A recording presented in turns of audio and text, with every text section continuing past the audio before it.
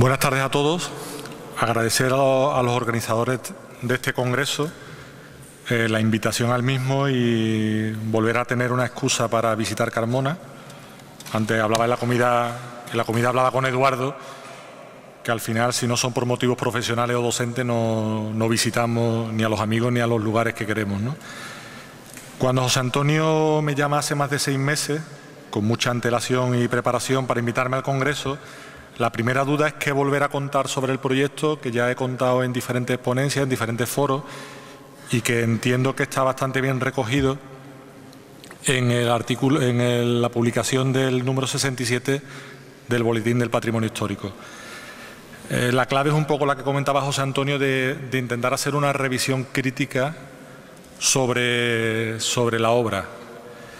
Y recordando la obra, recordando el proyecto, realmente quedaron cosas, como toda obra parcial, que quedan simplemente esbozadas, que no se completan, que son un plan maestro que el arquitecto en su proyecto intuye, pero que se quedaron a mitad de camino. Y bueno, me parecía interesante en este marco, en esa revisión crítica, recordar aquellas cuestiones.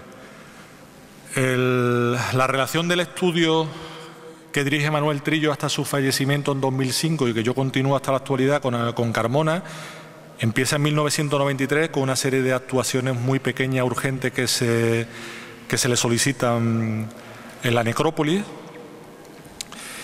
y que entre ese proyecto, que lo voy a esbozar muy rápidamente porque me interesa para las conclusiones de la revisión crítica de la Iglesia de Santiago, y el propio de la Iglesia, Manuel Trillo acude a un congreso de patrimonio donde he entresacado estos 3 párrafos que definen un poco la filosofía del estudio respecto a este tipo de actuaciones.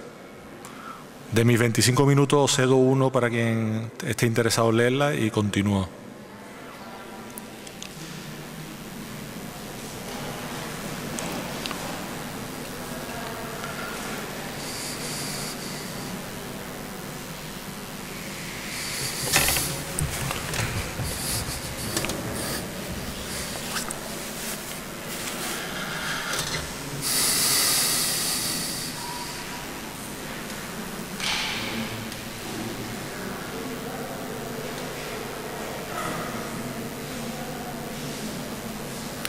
Es como os digo, en 1993, cuando son una serie de actuaciones muy pequeñas y de carácter muy funcional. La primera, controlar los crecimientos de viviendas ilegales en la parte que vemos aquí abajo a la izquierda de las canteras, y intentar restituir la canalización de las aguas que está destruyendo la tumba de Servilia y del Elefante por las escorrentías del agua.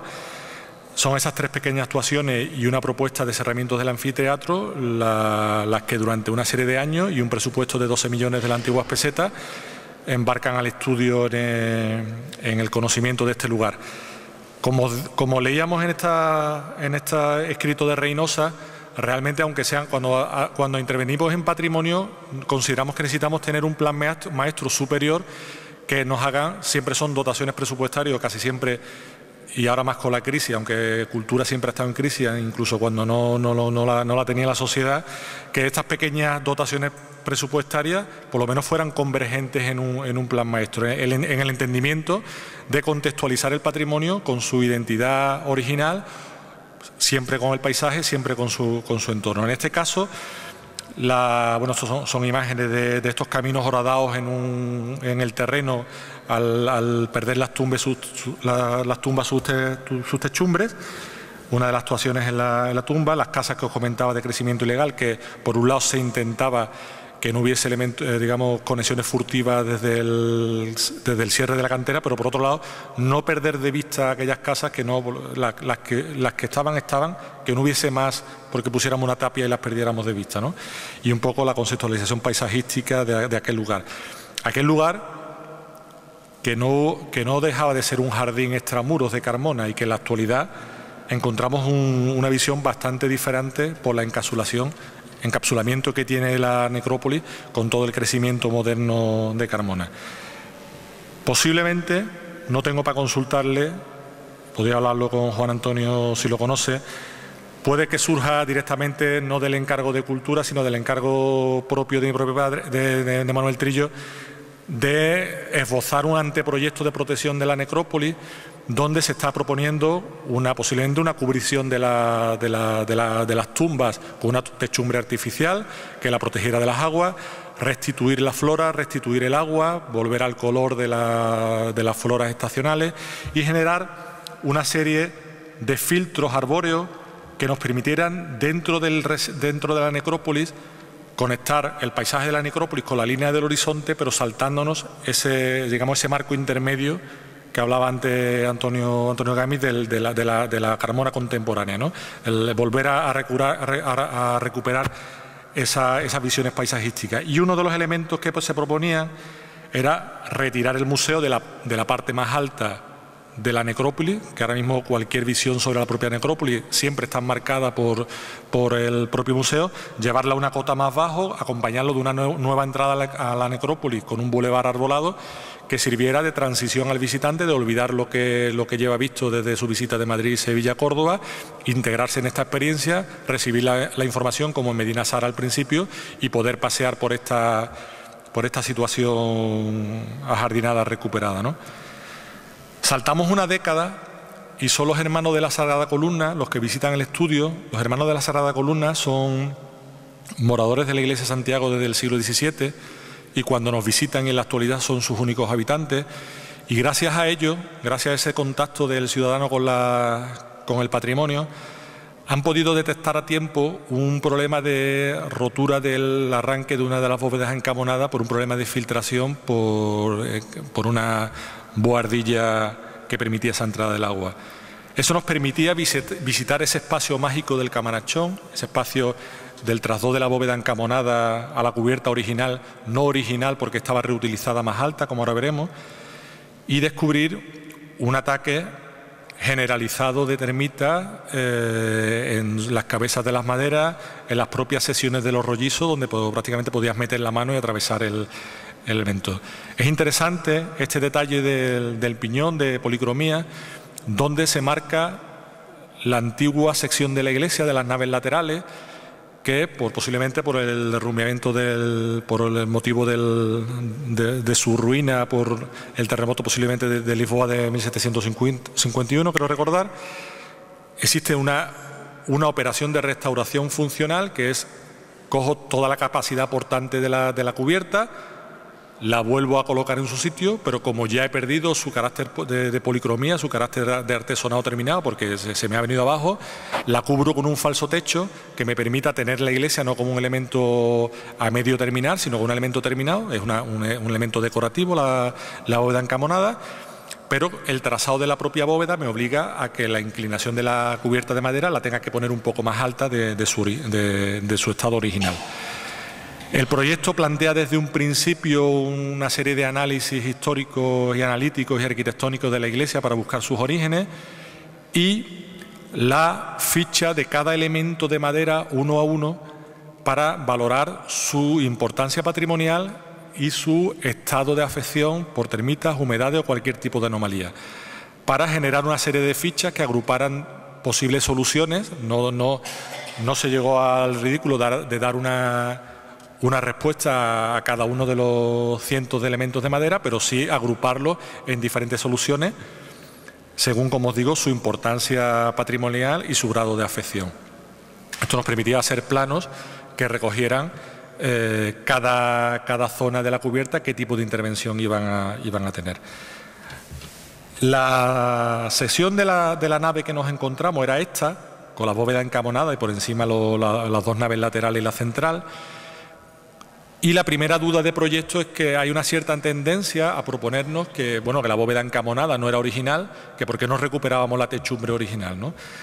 Entonces, volviendo a estos escritos de Reynosa, para los que ya he leído, nosotros entendíamos el patrimonio. Creemos que un edificio de este tipo no ha podido tener como una edificación normal contemporánea un año donde se le ha dado la licencia de apertura o de ocupación y ha tenido un arquitecto concreto y un momento terminado, ¿no? Posiblemente haya estado en continua evolución, con la suma de muchísimas propuestas, una detrás de otra, donde la nuestra volvía a ser una propuesta más, ¿no?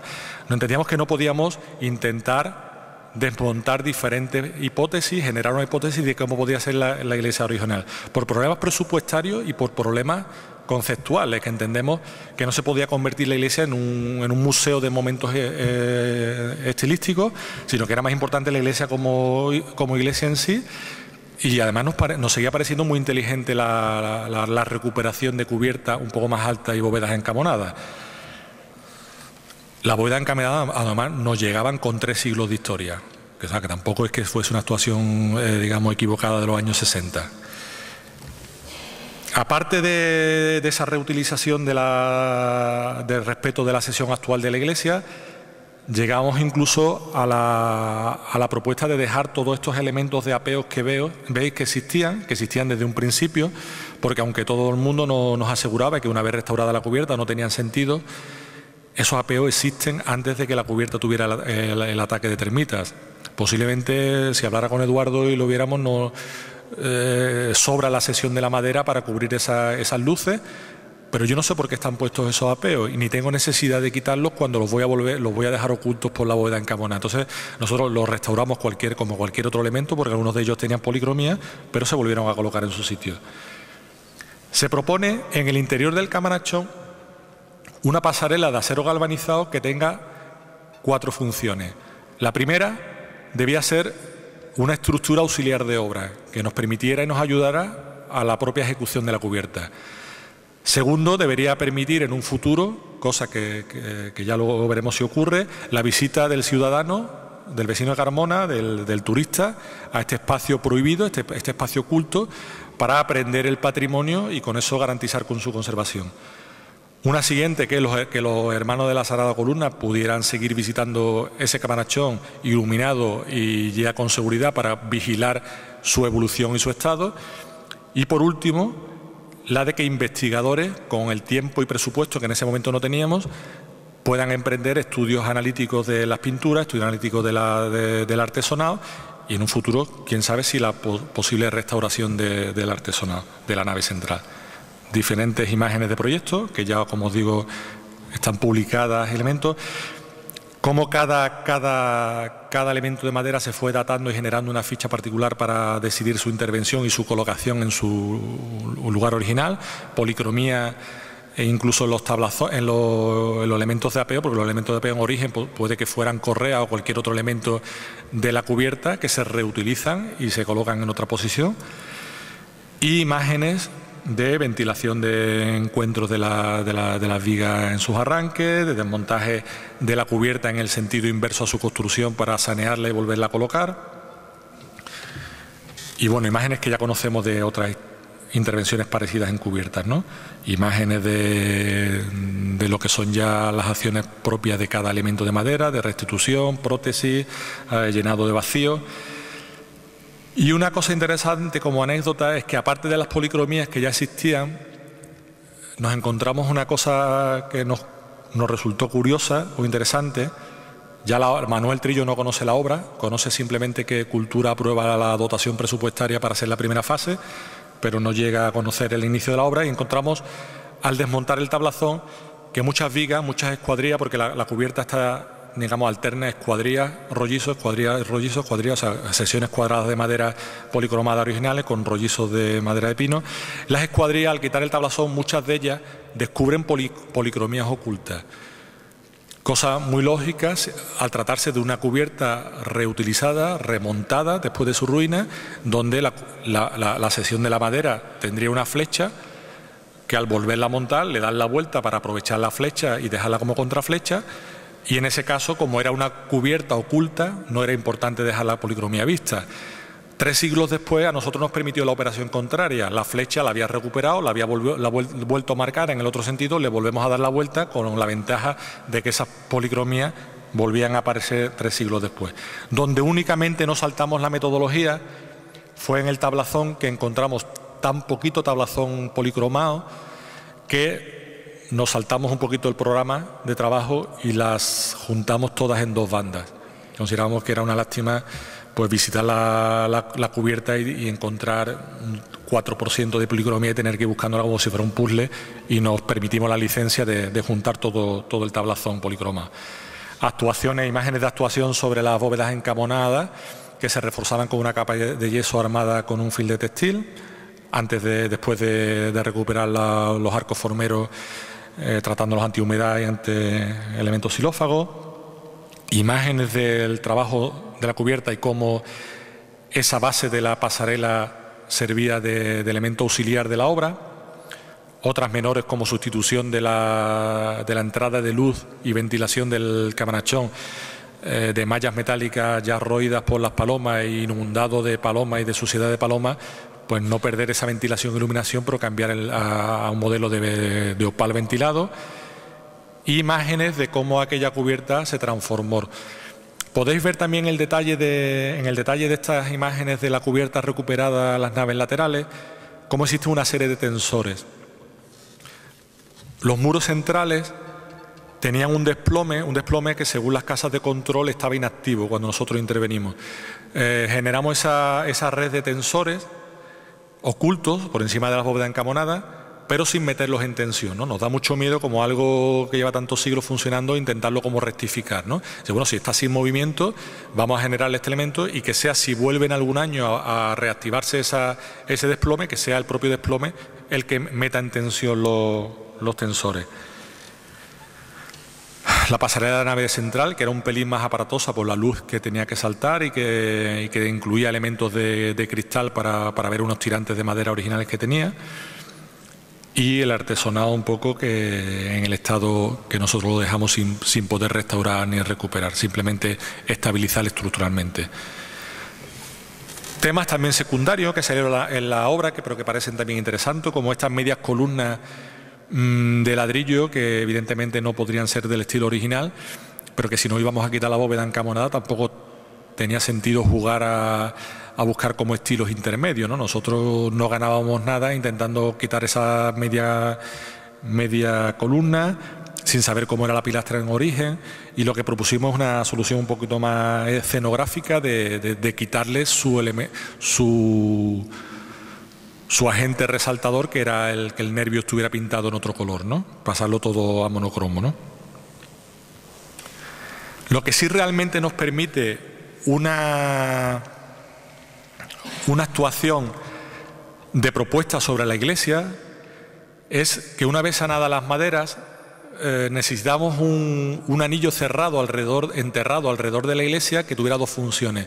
Primero, fuera una zanja drenante que nos quitara el agua de la base de los muros, que tenían humedad de capilaridad, y por otro lado, que tuviera agentes biocidas para cortar la conexión de los nidos de termitas exteriores a la iglesia con la propia iglesia. Eso nos permitió una excusa, que era que la iglesia, que ahora la conocemos como encapsulada, que solo conocemos la fachada de la nave del Evangelio, la puerta, cuando no es la puerta original, es esta puerta de la torre que el ciudadano ni siquiera podía ver, porque lleva varios siglos, como relata este párrafo, siendo parte de un colegio, de una escuela salesiana, siendo capilla de ella.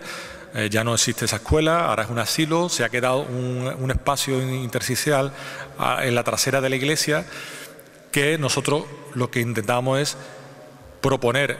Dice, si este anillo, estamos cortando la iglesia con un anillo para que el insecto no cruce y entre en la iglesia, si luego dejamos los paramentos murales que conectan a la iglesia, la termita cruza el anillo por encima, por este elemento mural, y entra de nuevo en la iglesia. Ese simplemente era una tontería, era cortar todo muro que tocara la iglesia, todos esos muros que se habían originado de intentar encapsular la iglesia. Nosotros usamos eso por la excusa, lo usamos como una licencia para decir, vale, hago este corte en el muro, pero como el muro se me va a caer, reconfiguro el muro. Algo así, ¿no? Un poquito trampa, ¿no? Entonces, lo que os comento de la iglesia, esta es la iglesia, así me sale el ratón. Este es el Paseo de la Duquesa, el muro que oculta la base de la torre de la puerta de la torre, la calle Calatrava, con toda la esquina construida, e incluso tiene un pasaje en la iglesia cerrado a la calle Alférez. Entonces nosotros pudimos intervenir sobre estos dos muros, y quedó pendiente una intervención sobre una vivienda y una simplemente apertura de la calle Alférez, ¿no? Como os digo, este es el muro que nos encontramos original de conexión con la iglesia, y copiamos el alzado que tiene ahora mismo la puerta de la nave de la epístola, y propusimos un alzado que de momento recuperase que el ciudadano, o sea, el metro, como hablaba Antonio, ¿no? El metro cuadrado especulativo de esa calle, calle del ciudadano, calle del turista, de repente adquiría mayor valor porque ya esa calle no era una calle que pasaba por una tapia, sino una calle que descubría el antiguo acceso a la iglesia original por la puerta de la torre, ¿no? Realmente la excusa era únicamente esta, era cortar la conexión mural de ese alzado con la iglesia.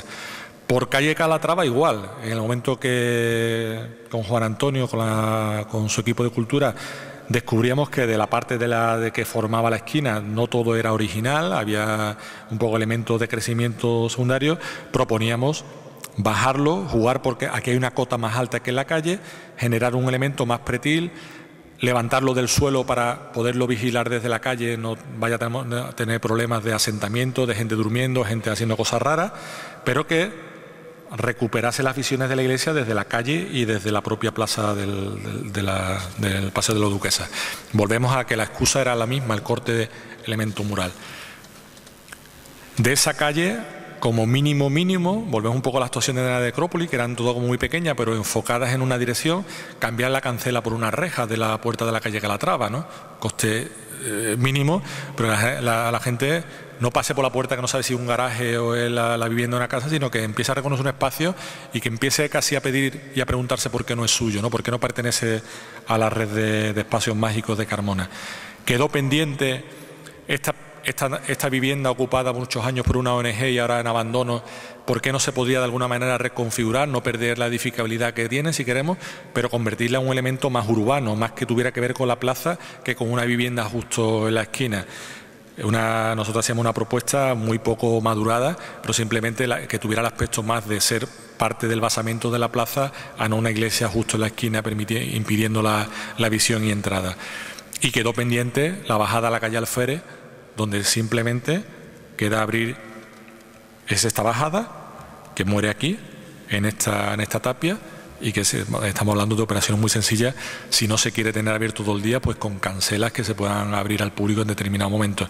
Y que yo creo que por mucho que esta sea la cara castigada de la iglesia, por lluvia, por viento, tiene que ver con que no es la fachada principal hoy en día. La fachada principal está encalada, está perfecta, la de atrás está como lo veis.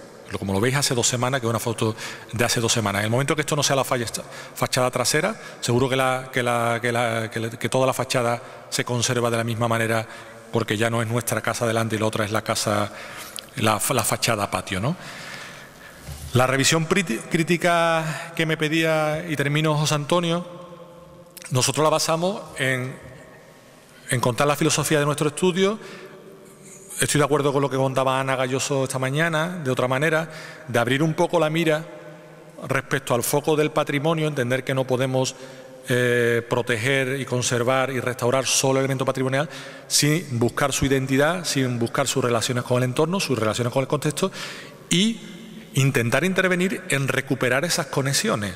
O sea, yo no estoy hablando en ningún caso, evidentemente, y menos como arquitecto, de que el ámbito de proteccionismo se amplíe del elemento patrimonial a un entorno más amplio. Ya sería para cortarse las venas. No, al revés. Estoy hablando que seamos más flexibles, pero que entendamos que el patrimonio no es simplemente el estilo, no es simplemente la piedra, sino posiblemente qué fue en origen, qué valores proponía, que se pueden recuperar esos valores y que a lo mejor son actuaciones más circundantes que sobre el propio elemento. En el momento que entendemos el patrimonio como la búsqueda de la identidad de cada lugar, no es reglable esa búsqueda de la identidad, porque cada identidad de cada lugar va a tener su historia personal e intransferible, con lo cual yo entiendo que por otro lado haya que regular, haya que normar, pero estamos en ese conflicto directo. Os muestro 3 diapositivas, está un poco maquiavelano, de una imagen que tengo yo desde hace muchos años a la llegada a Algeciras, la Jerez Los Barrios, en el término de los barrios, ¿no? Y que no entendía este paisaje como de gorro de fraile o algo, no sé de qué orden, ¿no? Y hace 2 veranos un vecino de los barrios, no sé si me engañó, me comentaba que es que el árbol estaba protegido y era una cantera de Zahorra. Pues, no sé, lo mismo me engañó, ¿no? Pero a mí me servía un poco para el absurdo esto de qué sirve proteger un árbol porque sea centenario si no entendemos que el árbol era parte de la colina. No es que lo proteja entero, pero a lo mejor podemos buscar otras soluciones, ¿no? El anteproyecto que posiblemente se autoinventó Manuel Trillo de protección o no sé con qué colaboración de los compañeros de Cultura proponía que en esa búsqueda de la identidad de la necrópolis y de la búsqueda de su origen, pues poco sentido, aunque fuera de Bonsor, tenía tener en el punto más alto un museo mirador, que mirásemos como mirásemos, además de estar descontextualizadas tumbas, veíamos una edificación del siglo pasado dominando todas las vistas, ¿no?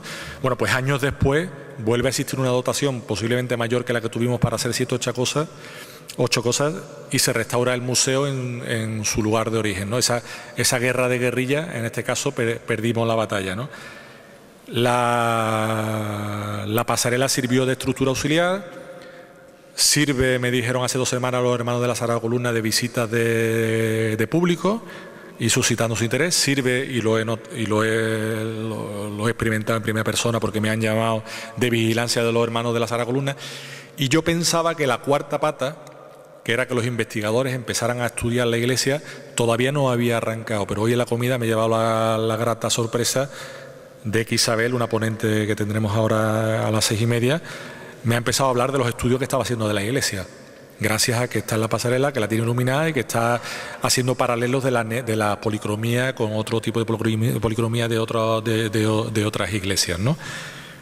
Queda, creo que de una manera muy económica y muy poco agresiva, el intentar recuperar ese espacio urbano tan interesante, no ya por el espacio urbano, que posiblemente Carmona le excedan y le sobren espacios interesantes y recodos, sino como estrategia de conservación de la propia iglesia, en el momento que los ciudadanos la rodean, la vigilen y acompañen a los hermanos de la Sagrada Columna a sentirla que es la iglesia suya, ¿no? Gracias. He terminado.